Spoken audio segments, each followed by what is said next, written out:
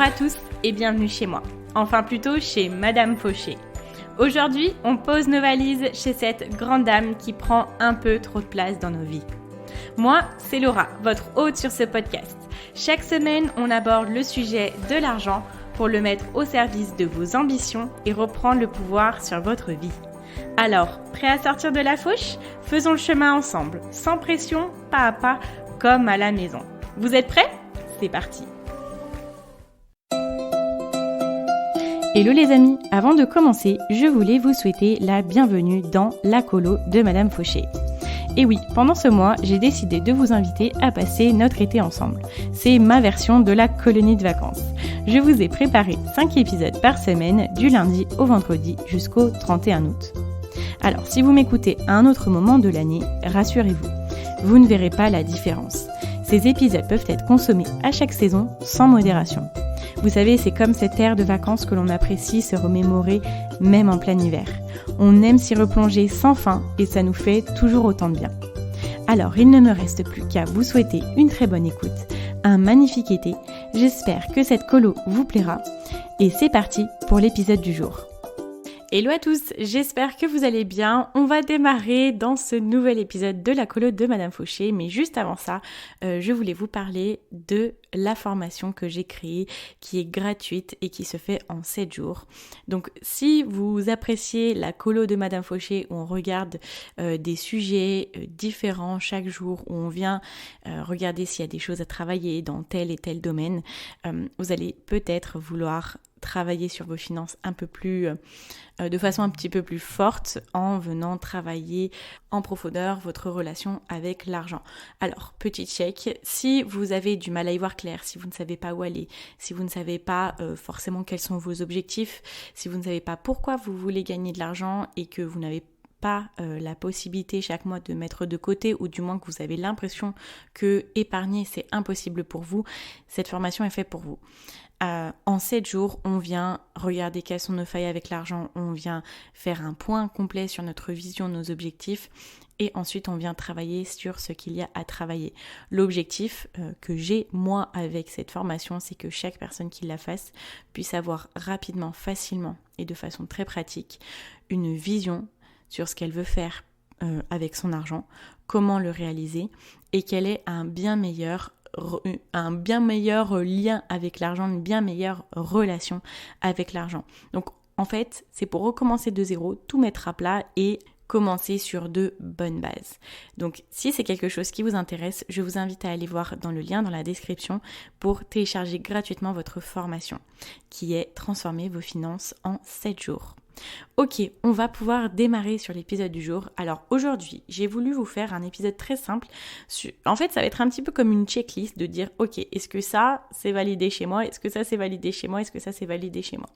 Je voulais vous parler d'habitudes qui vont faire que chaque jour, on va être en forme pour sortir de notre zone de confort, qu'on va être pleinement en possession de notre cerveau, en possession de nos pleines capacités en fait, parce que c'est vrai que on se rend pas forcément compte, parfois on est dans un petit cercle vicieux où on n'a pas le moral, où on n'est pas de bonne humeur, où on n'a rien envie de faire, on est fatigué, etc. Ça peut être emmené par une seule chose.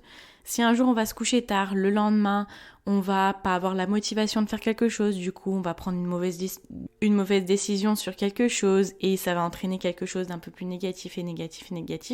Et parfois on est emmené dans cette spirale sans vraiment savoir qu'est-ce qui a démarré, alors que on peut en sortir facilement ou pas facilement, mais on peut en sortir et retrouver un cercle vertueux qui est beaucoup plus positif, où là on va par exemple être reposé, avoir les idées claires, être beaucoup plus positif avec les autres, donc avoir de meilleures opportunités, etc. Quel est le lien avec la création de richesse ? Le lien est très simple, c'est que pour se créer une richesse, il faut, première chose, vouloir faire des choses qui sortent de l'ordinaire, vouloir être prêt à travailler beaucoup et à travailler longtemps, il faut être prêt à sortir de notre zone de confort et donc à faire des choses qui nous font peur. Parce que, comme je le dis toujours, l'argent n'est qu'un outil en fait finalement. Donc on va rechercher les projets, on va rechercher nos rêves, voilà ce que l'on veut vraiment au fond de nous. Et c'est pour ça que l'on a besoin d'argent pour pouvoir les réaliser, parce que plus on a d'argent, plus on est dans la capacité d'être pleinement nous-mêmes et de réaliser les choses qui nous font rêver. Et c'est en ayant les meilleures habitudes qu'on peut avoir la meilleure version de nous-mêmes, celle qui est capable de réaliser nos rêves, d'aller au-devant de tout ce dont je viens de vous évoquer. Alors, avant de commencer, petit traité de bienveillance, on n'est pas là pour s'auto-flageller, on n'est pas là pour se dire « Ah, j'ai pas ces 10 habitudes-là dans ma vie, donc c'est nul, c'est pas bon, tout ça. » Ou alors de se mettre la pression constamment en se disant « Ah, bah j'ai pas fait ça, j'ai pas fait ci, j'ai pas fait ça. » C'est pas la peine. Ces 10 habitudes-là que je vais vous donner, c'est si on est dans un monde de bisounours, dans le meilleur des mondes, si toutes les conditions sont réunies pour que l'on puisse les faire en fait. C'est simplement une checklist comme je vous disais, où vous pouvez vous dire bon bah ça je le fais, ça je le fais pas, quelle est mon intention de la semaine prochaine par exemple, est-ce que la semaine prochaine je veux essayer d'arriver à faire ce truc-là et je vais voir ce que ça m'apporte.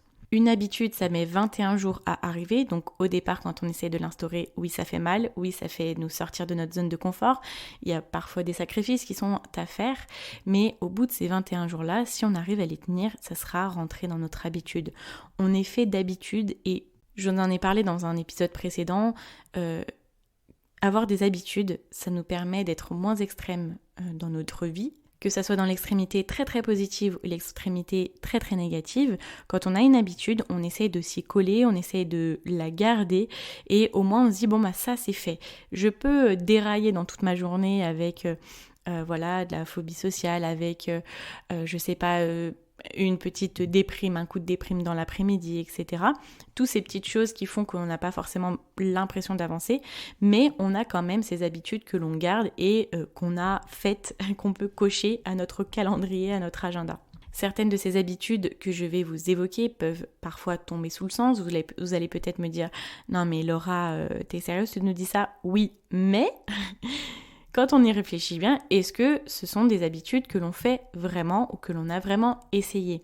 Il y a la théorie et la pratique. Il y a plein de choses qu'on sait. Je ne sais même pas si je vais vous apprendre quelque chose aujourd'hui, mais est-ce que on les a toutes essayées ? Est-ce qu'on a donné la peine d'essayer et de se dire « Ok, je vais laisser une chance à cette chose-là dans ma vie pour voir ce qu'elle m'apporte ». Et pour ma part, je ne suis pas parfaite non plus. Il y a des habitudes que j'ai beaucoup dans mon quotidien, il y en a beaucoup que j'ai dans mon quotidien, mais par contre il y a des jours où ça fonctionne pas, où il y a des jours où il y a des périodes même où j'arrive moins à faire telle ou telle chose, mais en tout cas je sais que ce sont ces 10 habitudes là qui, si elles sont dans ma vie, vraiment là je peux déplacer des montagnes et des montagnes. Si j'arrive à toutes les faire, ça va vraiment m'aider. Ok, donc on va démarrer sur la première qui est de rechercher la réalisation de ses rêves afin d'avoir une liberté financière et de ne pas rechercher l'argent. Je vous en parlais en début de podcast, en début d'épisode, où je vous disais que l'argent n'est pas une fin en soi, l'argent c'est simplement un outil pour nous aider à réaliser nos rêves. En fait, l'objectif va être que dans notre quotidien, on fasse nos choix et nos micro-choix en fonction de notre liberté financière et en fonction de la réalisation de nos rêves. Pas en fonction de combien est-ce que ça va me faire gagner, combien est-ce que ça va me faire perdre. Parce du coup, on est à la recherche de la mauvaise chose. Si on court après l'argent va nous glisser entre les doigts ou va pas être utilisé de la bonne façon. Et on va s'emprisonner dans un système qui, assouvira nos besoins, nos désirs d'argent, mais qui n'assouvira pas nos rêves premiers, notre vision, et qui ne nous aidera pas à arriver dans une liberté financière. Ça va nous permettre de voir plus à long terme pour la réalisation de toutes ces choses-là que l'on veut vraiment. Il y a une phrase que je me dis souvent, c'est « Qu'est-ce que tu veux aujourd'hui et qu'est-ce que tu veux vraiment ?» Généralement, ce que l'on veut aujourd'hui, ce sont des désirs ou des besoins de satisfaction immédiate. La satisfaction immédiate, elle n'est pas du tout en accord et là pour aider notre satisfaction différée à long terme. Se poser la question « qu'est-ce que je veux vraiment ?» c'est chaque jour faire des choix qui vont vers cette direction-là, vers notre vision, vers nos objectifs futurs. Ça nous aide à être beaucoup plus assidus dans notre travail, ça nous aide à sortir de notre zone de confort, ça nous aide à faire des choses que l'on n'aurait pas pensé faire tout de suite, ça nous pousse un petit peu à avancer, vous voyez, à accélérer, à faire des choses qui sont vraiment importantes au lieu de procrastiner. Donc ma question là, c'est est-ce que dans vos choix au quotidien, que ce soit des choix conscients ou inconscients, vous recherchez la réalisation de vos rêves et votre liberté financière? Ou est-ce que vous recherchez juste l'appât de l'argent? Est-ce que vous recherchez le confort? Des choses qui ne vont pas forcément vous aider à être le plus heureux. Parce que voilà, l'objectif final, c'est d'être heureux. Hein. Et moi, pour moi, la définition du bonheur, c'est de réaliser mes rêves et d'être libre, dont libre financièrement. Je suis en train de m'apercevoir, enfin je le sais depuis le début, mais j'ai peur que ça s'entende au micro. J'ai mes voisins qui font du débroussaillage ou des choses comme ça. D'habitude, j'aurais décalé l'enregistrement de l'épisode, mais comme on est dans la colo de Madame Fauché et qu'il n'y a pas le temps en fait, parce que j'en ai plein à faire, et ben écoutez, j'espère que ça ne vous dérange pas trop et que vous ne l'entendez pas trop, mais voilà, c'est les aléas de ce mois d'août. Ok, on passe à la deuxième habitude qui est de bien manger. Alors là, vous allez me dire, merci Laura, on l'entend tous les jours, on nous le dit tout le temps, etc. Là, c'est pareil, pas de pression, je sais très bien que la nourriture, ça peut être un sujet très délicat, ça peut être un sujet épineux, je le sais en connaissance de cause, mais clairement, je vous le dis, franchement, moi, je vois une différence dans mon quotidien. Les périodes où je mange bien et les périodes où je ne mange pas bien, en fait. J'ai un meilleur sommeil quand je mange bien. Je me réveille beaucoup plus reposée. Si je mange beaucoup trop, et ben après, j'ai du mal à travailler parce que mon corps est occupé à la digestion. En fait, d'essayer de manger mieux, d'essayer de manger sainement, c'est en accord avec le fait de se dire, quels sont mes projets? Ok, ça c'est mes projets. Quel type de personne j'ai besoin d'être pour réaliser ces projets-là et pour être en pleine possession de mes moyens pour soutenir la responsabilité que je vais avoir avec ces projets-là. Et comment se nourrit cette personne-là? Est-ce qu'elle est en forme ou pas? La réponse, je pense que c'est oui. Il faut qu'elle soit en forme pour réaliser ses projets. Alors, il faut que aujourd'hui, je commence à m'alimenter de la meilleure façon pour pouvoir être cette personne-là au plus vite. Ensuite, j'ai nommé quelque chose qui est parfois oublié. Le sommeil, dormir comme il faut. Essayez de comparer la productivité que vous avez dans une journée, la journée où vous avez très mal dormi et la journée où vous avez super bien dormi, où vous êtes couché tôt. Franchement, moi, c'est quelque chose que j'ai implémenté dans ma vie depuis quelques années, mais avant, j'étais pas du tout une personne du matin. J'étais pas très productive quand je dormais peu, et ça, c'est bon, comme toujours, mais je me souviens quand j'étais à l'école, je me couchais tard, le jeudi soir, je faisais presque nuit blanche, et en fait, le vendredi, quand j'étais en cours, c'était une journée râpée, c'était une journée qui était loupée parce que j'étais incapable de faire quoi que ce soit et d'être un minimum productive en fait. Et quand je me suis mise à me coucher plus tôt, à essayer d'avoir du sommeil récupérateur, alors moi c'est peut-être une croyance que j'ai ou quoi, mais en tout cas ça m'aide beaucoup et je le vois concrètement dans mon énergie. Les heures avant minuit, ce sont les heures qui sont le plus réparatrices. Si je dors 8 heures en me couchant en dormant de minuit à 8 heures, je vais être beaucoup moins reposée que si je me couche à 22 heures et que je me lève à 6 heures par exemple. Et pourtant, je me suis levée tôt. Et vraiment, du moment que j'ai commencé à décider de me coucher tôt et à me lever tôt, j'ai eu une transformation dans ma vie, dans le sens où la journée, je ne suis plus fatiguée. Avant, je passais mon temps tous les jours à bâiller, à être crevée et attendre le soir pour aller me coucher. Et je recommençais la même chose, j'allais me coucher tard et je me disais le matin en me levant, ce soir je me couche tôt, et je le faisais jamais. Et ça, en fait, c'était horrible de se dire, en fait, avec le recul, quand on passe nos journées à ne plus être fatigué, à être juste normal, de dire avant je passais mon temps à être fatiguée. Tout ça pourquoi? Pour me coucher plus tard. le bénéfice, comment on dit déjà, le bénéfice, la satisfaction immédiate de se coucher tard en faisant d'autres choses, etc., ne valait vraiment pas le coup par rapport à toute ma journée qui était foirée. Alors, petite astuce pour les personnes qui n'arrivent pas à prendre le rythme, parce que c'est quand même un changement, un matin, levez-vous à 5 heures, peu importe à l'heure où vous allez vous coucher le soir. Et je peux vous garantir que le lendemain, à 9 heures, vous serez couché. Et en 2 jours, vous aurez pris le rythme. Vous allez bénéficier du fait de vous réveiller super tôt, de vous réveiller avant votre réveil. Quand on est levé super tôt, on peut profiter des moments avant que le monde se réveille aussi. Moi, j'aime beaucoup ça, c'est passer du temps avec moi-même, dans ma chambre, au calme, sans distraction extérieure, juste avec mes pensées, juste avec moi-même en fait. Et c'est là où j'ai la meilleure inspiration, c'est là où je suis le plus motivée à faire des choses, c'est là aussi où je suis le plus productive. Donc vraiment, si vous pouvez essayer d'instaurer un meilleur sommeil dans votre vie, si ce n'est pas déjà le cas, je vous invite à le faire, ça va vous changer complètement. Du coup, j'ai un petit peu mangé l'habitude d'après avec celle-ci, c'était de se lever tôt. Donc voilà, se lever tôt, ça permet vraiment d'avoir des moments pour vous et de... Je sais pas si vous avez une idée de projet ou si vous avez envie de vous former sur quelque chose, que vous n'arrivez pas à trouver le temps, levez-vous 1 heure plus tôt et vous allez voir que déjà dans cette heure-là, vous allez pouvoir travailler beaucoup plus vite et que vous allez en fait pouvoir faire le travail. Alors que si vous ne prenez pas cette heure-là, forcément vous n'allez pas pouvoir travailler dessus. C'est juste vous débloquer des horaires productifs. Parce que quand on regarde, si on se lève plus tôt, ça veut dire que le soir on s'est couché plus tôt. Quand on se couche plus tard, sauf si on est en train de travailler, mais c'est pas forcément des horaires qui sont productifs, c'est des horaires où on prend à regarder la télé, à faire d'autres choses, ou voilà. Je ne suis pas en train de dire que le soir il faut pas se reposer, il faut pas se divertir, mais on peut réduire ce temps-là, qui en soi est déjà bien, pour avoir cette heure le matin de productivité.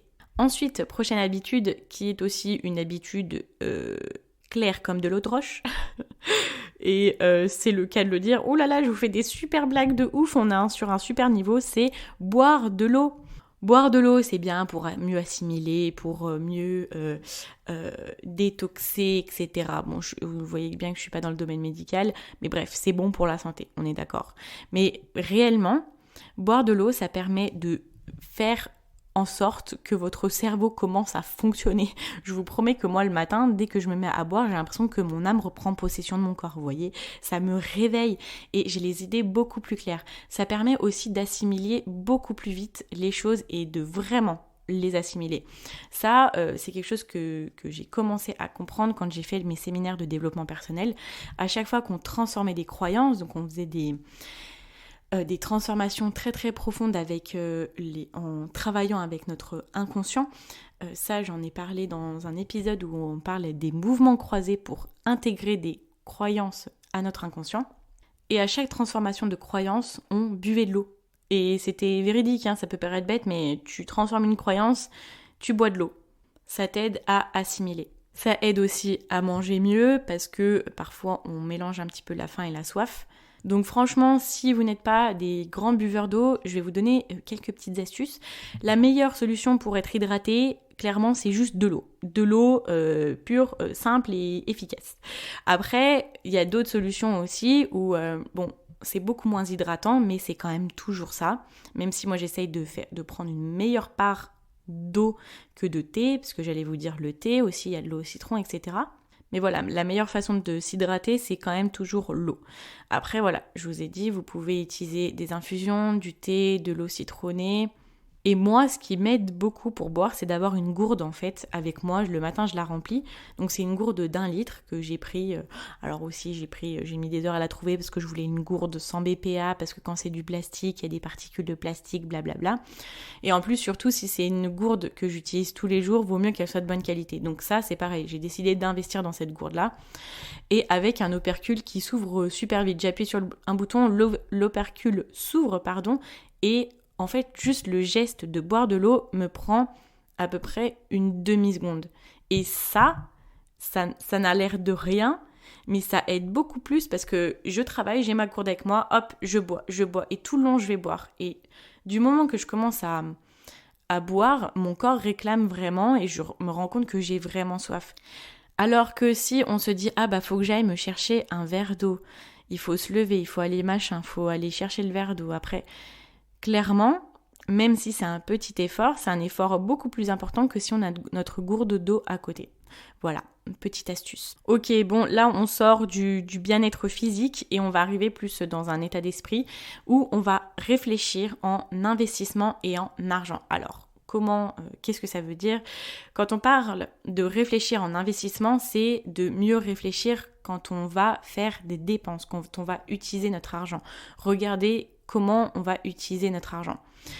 Quand on réfléchit en investissement, on se dit ok, ça c'est cher à l'achat, mais qu'est-ce que ça va me faire gagner dans ma vie? Ça peut nous faire gagner du temps, de la facilité, de la rapidité de démarche, par exemple, de la rapidité dans notre vie. Ça va peut-être nous enlever de la charge mentale et ça va peut-être nous rapporter de l'argent. Vous savez, je ne sais pas si vous voyez beaucoup ça sur Instagram, mais il y a des posts des fois qui comparent dépenser 1200 € dans un iPhone, c'est pas cher, mais dépenser 1200 € dans une formation ou, je sais pas, en investissant dans son premier business ou le mettre dans une assurance vie ou le mettre en bourse, etc., ça paraît cher. Et en fait, c'est vrai que quand on réfléchit, il y a des dépenses auxquelles on réfléchit pas forcément avant de les faire, en fait. Par exemple, aller s'acheter un McDo, aller s'acheter, je sais pas, un achat compulsif, en fait. Faire un achat compulsif, on peut dépenser entre 30, 40, ça va dépendre de qu'est-ce que l'on va acheter, mais clairement, je vous donne l'exemple d'un McDo. Allez, vous allez en avoir pour entre 10 et 15 € par personne. Donc là, on va pas forcément y réfléchir, mais par contre, on va y réfléchir à 2 fois avant, par exemple, d'instaurer un don mensuel de juste 10 € pour une association. On va réfléchir si vous lancez un business en ligne, avant de payer, je sais pas, 10 € par mois pour une plateforme. Ocha, par exemple, la plateforme qui fait l'hébergement du podcast, au départ, c'est 10 € par mois. Et on se dit, ça fait quand même 10 €. Oui, mais alors ce soir, est-ce que tu vas réfléchir à 2 fois si tu as envie de t'acheter un McDo? Vous voyez, c'est des exemples, mais il y a des dépenses qui sont courantes, que l'on a depuis tout jeune, qui sont données par notre famille ou notre entourage et qui paraissent normales parce que personne ne réfléchit trop avant de les faire. Mais il y a des dépenses qui, comme elles ne sont pas forcément très répandues et tout le monde autour de nous n'investit pas forcément en eux, en leurs projets, en leur avenir, etc.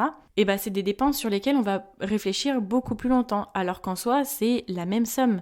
Alors que un McDo, c'est une satisfaction immédiate qui va pas nous aider en termes de sommeil, parce qu'après on va mal dormir, parce que ça va pas nous aider au niveau de notre forme, c'est pas bon pour beaucoup de choses.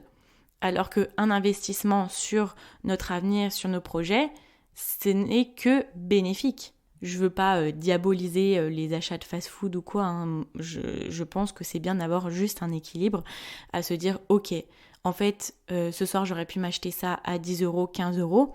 En fait, je peux très bien acheter ça à 10, 15 € et c'est encore meilleur pour moi, donc vas-y, je vais le faire. En soi, c'est pas si cher. Je vous donne des exemples sur du 10-15 €, mais ça peut être des exemples sur du 50 €, sur du 100, du 200, du 1000 €, sur beaucoup de choses. En fait, l'habitude à apprendre, ça va être de réfléchir à qu'est-ce que ça va nous apporter. Est-ce que ça va être bénéfique sur le long terme ou pas? Même si la somme qui est lâchée au départ peut faire peur et peut être plus importante qu'une dépense qu'on a l'habitude de faire. Ok, 7e habitude, c'est de prendre du temps seul et d'aimer prendre ce temps. Si vous faites partie des personnes qui ont toujours quelque chose à faire, qui ont toujours quelqu'un à voir, etc., déjà c'est trop cool pour vous parce que ça veut dire que vous avez une vie bien remplie, que vous êtes très bien et que voilà, on a des types de personnes qui passent leur temps avec les autres. Il y a des types de personnes qui de base passent plus du temps tout seuls. Là je vais plus m'adresser aux personnes qui de base sont beaucoup plus à l'aise dans leur vie quand ils font toujours plein de choses et quand ils voient toujours plein de monde, etc. Bien évidemment, voir du monde, ça nous permet de remplir nos besoins sociaux, de s'amuser, de se divertir, de faire plein de choses. Mais si on manque de ce temps nous-mêmes tout seuls, ça peut nous porter préjudice sur certaines choses. Quand on est tout seul, c'est le seul moment dans notre journée où on peut être pleinement avec nous-mêmes. On peut s'écouter pleinement. Écouter la personne qui est en nous et qui veut peut-être se réveiller ou qui a peut-être des choses à nous dire. Et parfois, je l'ai fait, être avec beaucoup de personnes et faire plein de choses, c'est un peu aussi une façon de rendre silencieuse cette voix qui est en nous, qu'on n'a pas forcément envie d'écouter. C'est un peu faire l'autruche sur nous-mêmes. Et c'est pour ça aussi que se lever tôt, c'est vraiment super bien, parce que c'est à ce moment-là où il n'y a personne qui est avec nous. On est juste là avec nous-mêmes et on est prêt à nous écouter. On est prêt à faire des choses qui sont bien pour nous, bien pour notre corps. C'est aussi une façon d'apprendre à s'aimer physiquement peut-être, mais aussi mentalement, d'aimer la personne que l'on est, de reconnaître toutes les choses qu'on fait de bien, toutes les choses qu'on aimerait améliorer, de ne pas être toujours dans cette culpabilisation à se dire « Ah, j'ai pas fait ça, il faudrait que je fasse ça, il aurait fallu que je fasse ça hier. » Non, juste passer le temps avec soi-même. Qu'est-ce que j'ai à me dire ?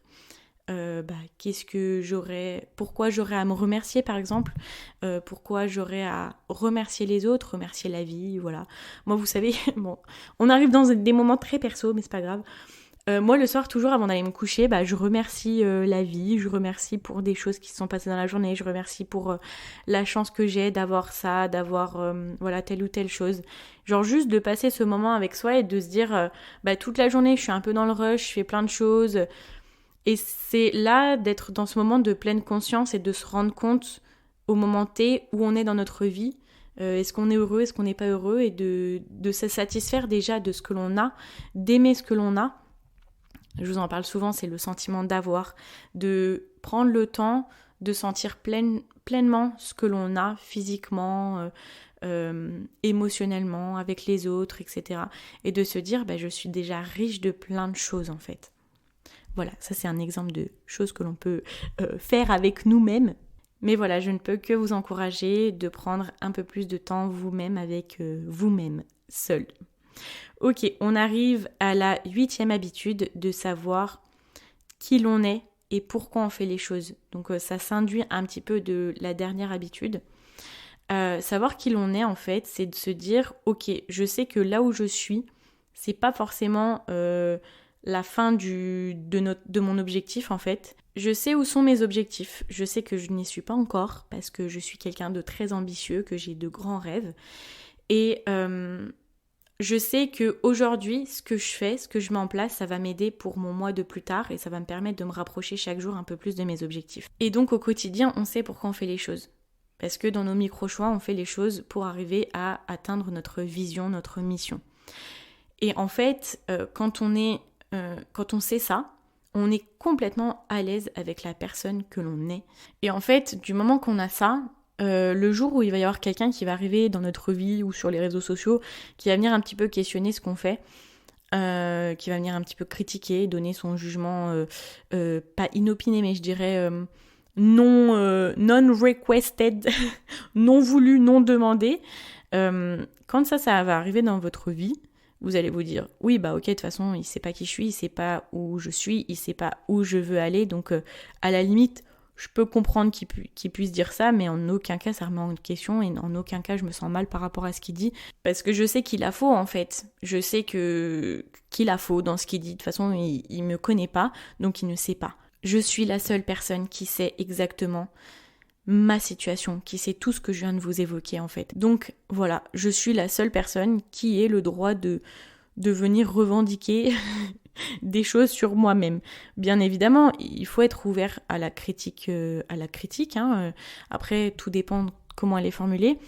Et il faut écouter, entendre peut-être des petits messages, même si la forme n'est pas bonne, et se dire peut-être que ça c'est amélioré, c'est quand même bon à prendre. Mais en soi, c'est pas ça qui va vous faire dévier de votre chemin. Là, vous allez être sur vos rails et je vais tout droit en fait. On y va, il y a des escales, il y a un terminus. Mais en tout cas, c'est pas quelqu'un qui vient cogner à la fenêtre avec un petit caillou et dire ton train il est pas droit, ton train il me plaît pas, la couleur de ton train me plaît pas. Vous allez dire de toute façon en même temps je suis en train d'y aller. Maintenant le train je vais pas changer la couleur parce qu'elle te plaît pas. Moi j'y vais. J'ai choisi ce train là. C'est un train qui me plaît. La couleur de ce train là me plaît. Peut-être que je la changerai à la prochaine escale. Mais en tout cas j'y vais mon gars. Je vais pas m'arrêter pour toi et tout changer parce que ça te plaît pas. Donc c'est parti. Moi je suis un TGV. Ça y est, je pars en vrille. Les métaphores sont de pire en pire. Vraiment. Alors, on arrive sur la prochaine habitude qui est d'éliminer les distractions. On a des distractions qui sont plus ou moins importantes dans notre vie, on a des petites distractions comme on a des grosses distractions. Je ne parle pas de divertissement, je parle de distraction. La distraction la plus commune à nous tous, je pense, c'est le téléphone. Ça, c'est vraiment important quand on se met au travail, par exemple, c'est de poser notre téléphone. J'avais vu, alors je me souviens plus qui est-ce qui l'avait dit, dans quel podcast, en même temps j'en écoute tellement, c'était quelqu'un qui parlait de la productivité et qui disait qu'il y avait eu des études qui étaient faites. J'ai pas de chiffres à vous donner, je suis désolée, j'ai pas de source à vous donner. Mais quand même, l'info, elle est là. Il y a des études qui ont été faites qui disent que du moment qu'il y a le téléphone dans une pièce, qu'on a notre téléphone dans notre ligne de vision, notre cerveau il fonctionne déjà moins bien que s'il n'était pas là. Parce qu'il est happé par la distraction de ce téléphone, par le téléphone en fait. Une distraction, c'est un événement extérieur qui vient vous dérouter, vous dérailler de vos rails et qui vient vous enlever de votre objectif pendant quelques secondes, pendant quelques minutes. Voilà. Et si vous décidez que vous n'avez pas envie d'être dérangé, eh ben, il faut juste se dire, j'interdis toute distraction parce que mon objectif premier aujourd'hui, c'est d'être sur les rails et d'avancer. Donc c'est tout bête, mais c'est de se mettre en mode avion. Moi, quand je me mets en mode avion et quand j'ai envie de travailler vraiment sans distraction, mon téléphone, je l'enlève de ma ligne de mire. Je l'enlève de ma vision, en fait. Je le cache. Et après, je le récupère. Donc voilà, il y a ces petites distractions-là. Après, il y a d'autres distractions. Si vous êtes quelqu'un qui n'arrivait pas à vous concentrer quand il y a du monde, c'est que vous êtes auditif interne et c'est que vous avez besoin de silence pour vous concentrer. Ça, c'est un grand débat. Ah non, mais moi je préfère quand il y a du bruit. Moi je préfère quand il y a du silence pour me concentrer. Ça, c'est des choses aussi quand on est à l'école, on nous impose par exemple le silence pour travailler. Des fois quand on est au travail et qu'on est en open space, du coup on nous impose le bruit pour travailler et il y a des gros débats qui disent non mais c'est bien quand il y a le bruit pour travailler. En fait c'est juste qu'il y a des personnes différentes. Il y a des personnes auditives internes et il y a des personnes auditives externes et c'est pour ça que c'est important d'essayer de se connaître et de se dire est-ce que je me concentre mieux quand j'ai du silence complet. D'accord ? Donc si j'ai du silence complet, même si j'aime bien avoir de la musique quand je travaille par exemple, je garde la musique pour des moments où j'ai pas forcément besoin de réfléchir énormément, mais par contre le moment où j'ai besoin de cette grosse réflexion, je coupe tout. Moi je suis comme ça. Après, j'ai appris à arriver à me concentrer avec du bruit, parce que j'ai travaillé en open space, avec beaucoup de bruit, beaucoup de personnes au téléphone autour de moi. Mais c'est pas optimal. Après, si vous êtes une personne qui a justement le côté auditif externe, vous savez que votre distraction, c'est le silence. Donc, restez avec du bruit. Après, on a des distractions qui sont beaucoup plus profondes, qui sont comme des choses qui nous dévient un petit peu de nos objectifs, des connaissances, des relations qui ne sont pas forcément positives, des histoires dans nos vies, les conflits dans nos vies. Les conflits dans nos vies, ça nous occupe une grosse partie de notre journée, notre charge mentale, elle est complètement prise avec ça. L'objectif, en fait, c'est d'avoir une vie vide de conflits. Ça, c'est une utopie, je sais très bien. Et ça, c'est quelque chose que j'ai compris il y a très peu de temps. C'est pas une vie bien, c'est pas une vie vide de conflits, mais c'est une vie où les conflits sont gérés rapidement, simplement, et avec le moins de problèmes collatéraux, on va dire.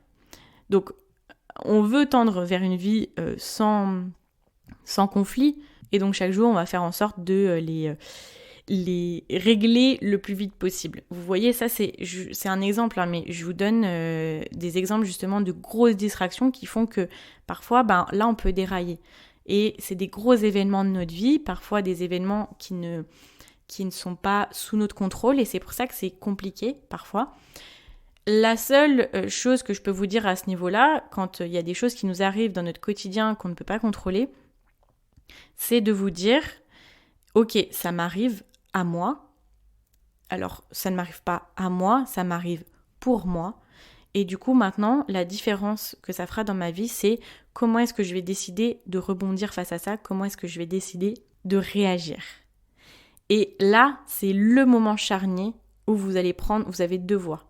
Face à vous, vous avez la voie où vous allez prendre ça et vous dire, c'est pas ça qui va me démonter. Donc maintenant, je vais y aller. Ok, j'ai appris ma leçon. Maintenant, je n'agirai plus de cette façon-là.